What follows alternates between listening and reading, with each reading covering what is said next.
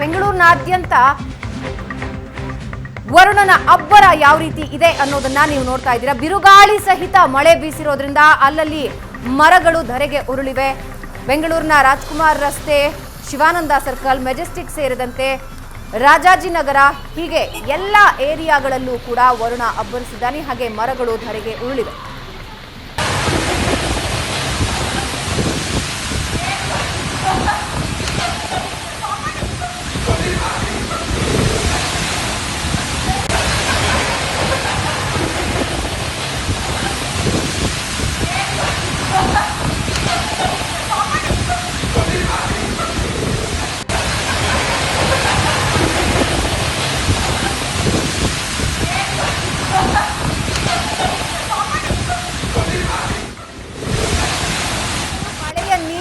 ತೇಲ್ಕೊಂಡು ಹೋಗ್ತಾ ಇರೋದನ್ನ ದೃಶ್ಯದಲ್ಲಿ ನೀವು ನೋಡ್ತಾ ಇದ್ದೀರಾ. ಮಳೆಯ ಆರ್ಭಟ ಯಾವ ರೀತಿ ಇದೆ ಅನ್ನೋದನ್ನ ನೀವು ನೋಡಬಹುದು. ಗಾಳಿ ಸಹಿತ ಮಳೆ, ಜೋರಾದ ಗಾಳಿ ಸಹಿತ ಮಳೆ. ರಸ್ತೆಗೆ ಹಾಕಿದ್ದ ಬ್ಯಾರಿಕೇಡ್ಗಳು ಕೂಡ ಹಾಗೆ ನೀರಿನಲ್ಲಿ ಹರಿದು ಹೋಗ್ತಾ ಇರೋದನ್ನ ದೃಶ್ಯದಲ್ಲಿ ನೋಡ್ತಾ ಇದ್ದೀರಾ. ಬೆಂಗಳೂರಿನಾದ್ಯಂತ ಇದೇ ದೃಶ್ಯ ಕಂಡು ಬಂದಿದೆ.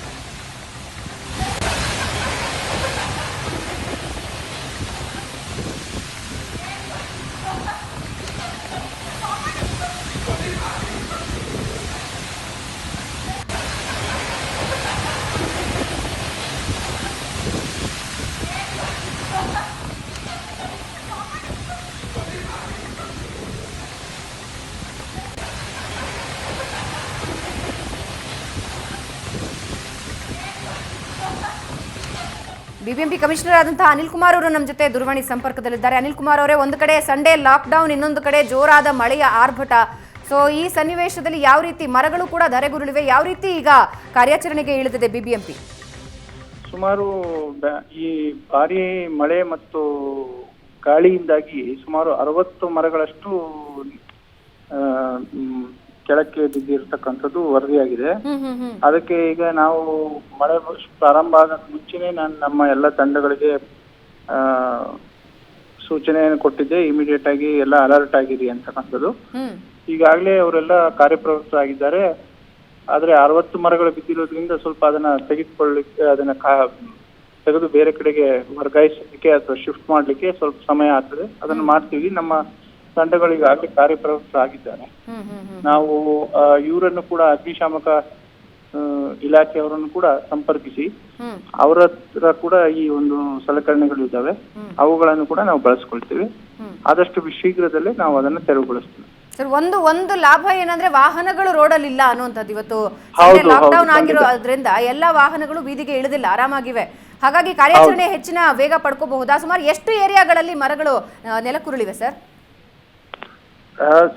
ಈ ಕಡೆ ನಮ್ಮ ದಕ್ಷಿಣ ಭಾಗ ಅಂದ್ರೆ ಜಯನಗರ ಈ ಕಡೆ ಎಲ್ಲ ಬಹಳಷ್ಟು ಮರಗಳ ಉರುಳಿದೆ ಅಂತಿದ್ದು ನನಗೆ ವರದಿ ಬಂದಿರೋದು. ಆದಷ್ಟು ಬೇಗ ನಾವು ಅದನ್ನು ತೆರವುಗೊಳಿಸ್ತೀವಿ.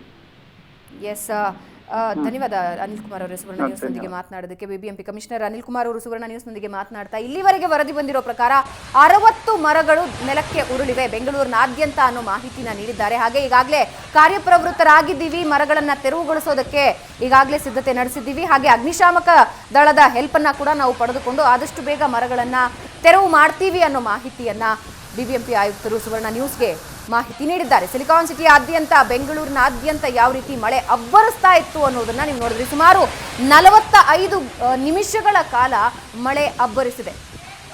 ಇದೇ ಸಾಮಾನ್ಯ ದಿನದ ಸನ್ನಿವೇಶ ಆಗಿದ್ದಿದ್ರೆ ಅಲ್ಲಲ್ಲಿ ವಾಹನಗಳು ಬ್ಲಾಕ್ ಆಗ್ತಾ ಇತ್ತು, ಟ್ರಾಫಿಕ್ ಜಾಮ್ ಆಗ್ತಾ ಇತ್ತು. ಇವತ್ತು ಸಂಡೇ ಲಾಕ್ಡೌನ್ ಆಗಿರೋದ್ರಿಂದ ವಾಹನಗಳು ರೋಡಿಗೆ ಇಳಿದಿಲ್ಲ. ಹಾಗಾಗಿ ಮರಗಳನ್ನ ತೆರವುಗೊಳಿಸೋದು ಕೂಡ ಸ್ವಲ್ಪ ಸುಲಭವಾಗುತ್ತೆ.